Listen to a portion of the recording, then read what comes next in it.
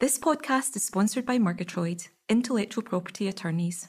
For more information on today's guest and our company, visit murgitroyd.com/podcasts.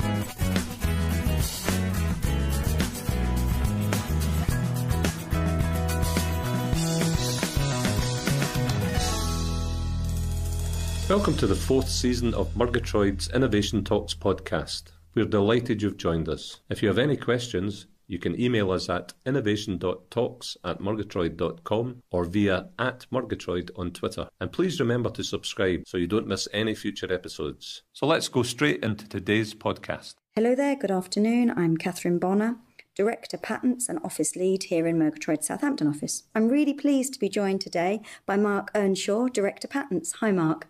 Hi Catherine. Really good to have you here today, Mark.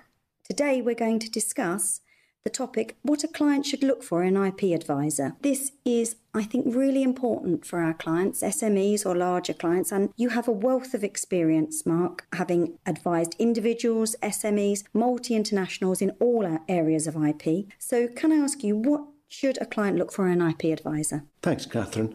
I think a client should look for someone who has or who will get the right understanding of what the client's business wants. For example, I recently onboarded a new client for Murgitroyd where the MD's particular statement was that he wanted his IP advisor to be a part of the management team. That is an essential requirement in understanding two main points. Firstly, the time management that the client is under. Often a decision may need to be made in a certain way or by a certain time, and you have to understand what those are. The other key requirement then is good and indeed excellent communication, which means not only providing legal advice, but more importantly, positive decisions and options.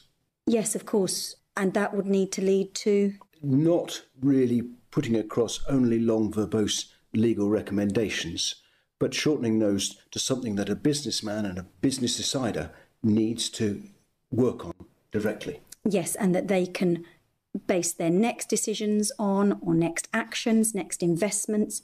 Absolutely key that we provide timely, relevant advice, I feel. Would you say, Mark, that the requirements change depending on whether you're dealing with an SME or a larger client, or is it always the same?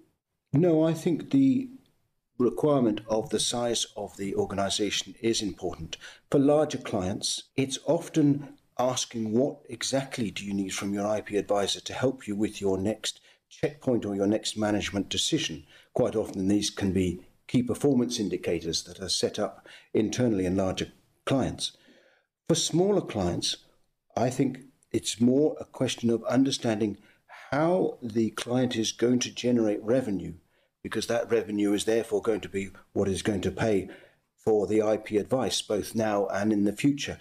And it's more working with the client to try and strategize what their costs may be, not only now, but 1 year, 2 years, 3 years from now, that they can put into a good budget and work with their other budgetary requirements. Yes, intellectual property is notoriously expensive. We can't really shy away from that, but I do think it's really important that you're working with your clients so they understand the steps along the way, where we can put in place maybe checks, stops, pauses so that spend doesn't have to be accumulating at such a rate, or where we can assist or put people in touch with grant or other funding. The UK Intellectual Property Office offers funded IP audits at the moment. I think that's really important. If you can access any funding or strategic advice that you can insert along the way, absolutely.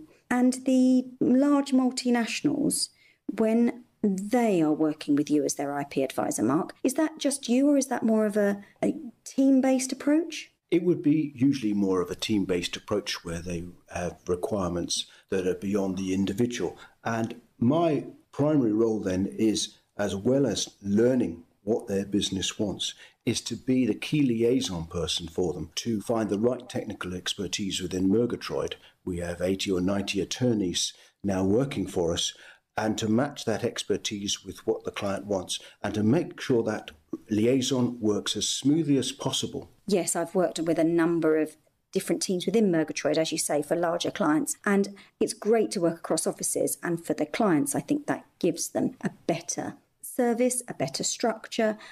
It spreads the experience that we can meet their needs with and provides the best fit, hopefully, to what they're after. Absolutely, absolutely. What about individuals, Mark? How can we help individuals if they're working as an IP advisor for individuals?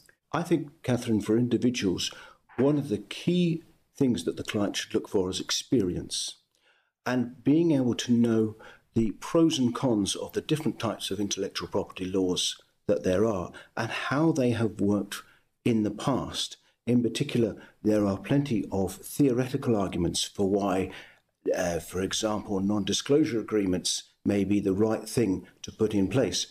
But it's only experience that will tell you whether they actually do work in practice. Yeah, and I've found people rely on non-disclosure agreements for an awful lot of things that would be better covered by another type of agreement, or even better, file a patent application. Then you don't need the non-disclosure agreement. But yes, absolutely. And for smaller clients, I think individuals, owner-managed businesses, we need to work closely. They may not be that experienced in IP. Have you come across that? Yes. One of the great things about patents, I think, Catherine, is that they provide a tangible way of defining what has always been a conceptual idea or an ethereal conception that the client has got. And it is an important point trying to get across that intellectual property creates tangible assets, whether that be by defining the invention within the definition of a patent specification or defining a brand by the actual mark that you're going to use and what you're going to use it for. Absolutely agree, Mark. So yes, a patent application has multiple uses, but one, of course, would be that you're creating something solid, yes? Yes, something that is tangible, and tangible in law and tangible on a budget sheet. So it is an asset now that is created that can be used for budgetary purposes and indeed to provide the right type of assets that many investors are looking for. Similarly with branding, by having a trademark registration, you have a tangible asset on a public register that third parties can see, can respect and hopefully recognise, and that you can hopefully then gain investment to increase the branding and the branding awareness that is going to be required. Yes, and balance sheets also come in if we've got an owner-managed business or an individual who's looking for an exit strategy. I always think it's important that as IP advisors, we remind them that in thinking about that exit strategy, they should be thinking about the value of the business, including the assets, be they tangible or intangible assets of the business. Patent applications, trademark registrations should all be on that balance sheet and will be looked at for those who are valuing the business and may consider making an offer. Really important that those rights are not someone talking about their idea or how long they've been trading. It's actually registered rights. Yes, and I think therefore we've come to a full circle where we started talking about costs, and quite often people see the IP advisor's costs as invisible and not expected. The return for that is trying to provide tangible assets that can go onto the balance sheet and that can be recognised by third parties. Yes, and realised. You are right, Mark. We have touched on costs. I think that's another important point. When you're looking for an IP advisor, we really need to be saying that intellectual property protection is not cheap. But we here at Murgitroyd try to be very upfront with the costs, don't we? Absolutely.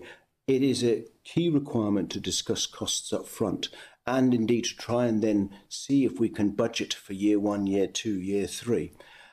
It is always a shock to a client to get a bill that's higher than was expected or quoted. And like any profession, it is better to be honest where budgets are looking to be stretched and stretched beyond expectations, to be honest as early as possible about what has been achieved and what they're looking to achieve. Like many things, the changes over time of what is being requested by the IT advisor will change what the budget has to be. And the sooner the IP advisor can feed that back in, the sooner they're helping the management decisions as to what best IP routes they should be taking. Yes, and potentially cost-effective IP routes. Nobody likes a surprise bill. Completely agree. No, that's been fascinating, Mark. Thank you for sharing some of your wealth of experience in your lengthy career as an IP advisor. It's been really great speaking to you today. Thank you, Mark. Thank you, Catherine. Thanks for your time today. We hope you found today's podcast valuable. And remember to subscribe so you don't miss any of our future episodes. So until the next time, goodbye.